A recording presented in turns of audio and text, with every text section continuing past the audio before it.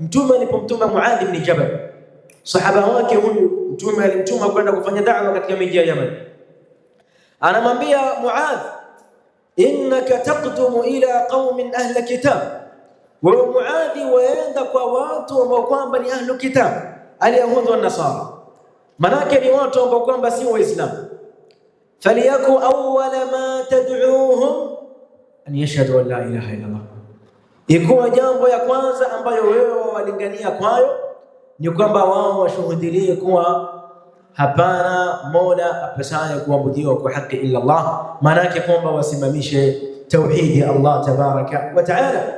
Na Sheikh al-Islam Ibn Taymiyyah rahimahullah taala akizungumza maneno yake kuhusu tauhid atambia, a'zamu ma amara Allah bihi at-tauhid wa a'zamu ma naha anhu ashirk, jambo kubwa zaidi ambalo Allah ameliamrisha ni tauhid, na jambo baya zaidi na kubwa zaidi ambalo Allah amelikataza ni shirk. Falidhalika hapa ndio inakuja ahmiyatu at-tauhid, umuhimu wa tauhid, kwamba ndio amri ya kwanza ambayo Allah tabaraka wa taala ameiamrisha.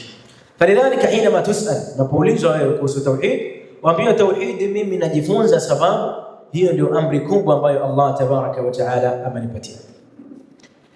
Na jambo la pili katika mambo ambayo kwamba yanaonyesha kwa nini ikuwa tauhid, jambo la pili ni kwamba tauhid shartun liqabuli al-a'mal, ambao tumegusia mwanzo tukizungumza katika ibada.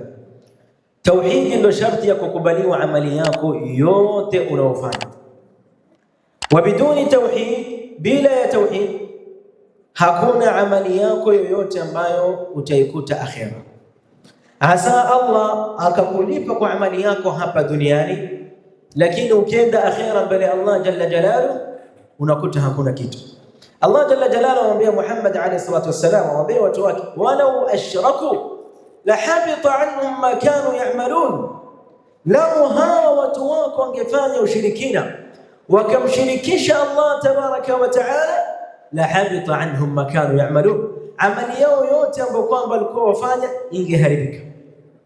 Wakenda mbele Allah jalla jalaluhu, Allah sema waqadimna ila ma amilu min amal faj'alnahu haba'an manthura, wenda kwa Allah jalla jalaluhu na amali zao nyingi wamfanya ukuta mbele Allah ni haba'an manthura. Lesh? Sababu walikosa tauhid.